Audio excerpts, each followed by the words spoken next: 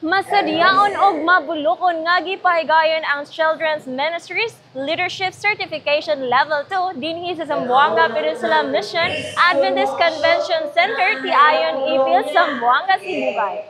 Adlaw nga Biyernes, Agosto 30, 2024, gisugdan ang maong programa uban sa pagdumala sa kasamtangang ZPM Children's Ministries Director nga si Ma'am Joeline Asoy uban ang mainiton nga pag-abi-abi sa mga bisita ug mga delegado. Ang maong kalihukan adunay temang Learn, Live and Lead, nagtinguha nga mahatagan ang mga partisipante ug mga hinungdanong kahanas, talento ug kaalam nga gikinahanglan aron magmalampuson sa Children's Ministries.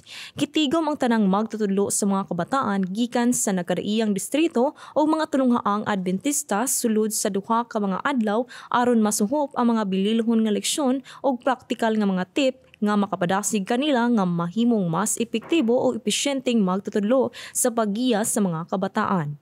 Ang mga magsusulti niini nga programa ang Children's Ministries Director sa Southwestern Philippine Union Conference nga si Ma'am Marife Patalinghog kauban ang mga direktor sa samang nga departamento gikan sa nagkalain-laing misyon conferences nagkahiusa sa pagpahat sa ilang kahibalo ug pagpasabot sa kamahinungdanon sa pag-atiman sa mga kabataan gikan sa nagkalain-laing background, color o paggiya kanila padulong sa matarong nga dalan isip sakop sa gingharian sa Dios. The Children's Leadership Certification Level 2 adunay objective nga ang atong mga magtutudlo sa mga kabataan labi na sa lower division maantigo sila nga mugiya sa mga kabataan ngadto kang Ginoong Hesus. That is our best objective nga gusto namo nga ma-apply gyud sa atong mga magtutudlo. Ang buluhaton sa Children's Department importante kaayo ni tungod kay kining atong mga kabataan mao kini ang mahimong future leaders.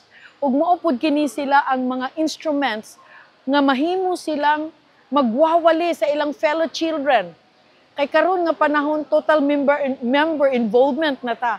So dili lang kay ang mga hamtong bisan ang mga kabataan mahimong galamiton sa pagpadali sa buhat.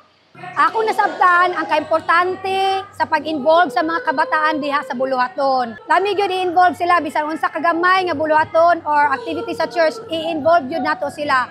Aron sa danha do na sila close relationship ni Jesus. Labaw sa tanan ang kaimportante sa family worship nga gisgutan sa ato nga speaker. Matag pamilya di gyud mag-miss o gimo sa family worship buntag o gabi. Just like in the morning, before doing anything else, unahon yun si Jesus. Ipasabot yun nila, unahon si Jesus. Ang Children's Ministries Department, akong gibati nga pinakadako nga departamento. Tungod kay naglangkob ni sa atong mga kabataan, nga maoy puhon unya nga pilar sa atong church. Nganong kinahanglan nato ma-empower ang mga leaders tungod kay kung kulang sila og dedikasyon or passion nga mugahin og panahon sa mga kabataan, ang atong mga kabataan sa atong matag iglesia mawala.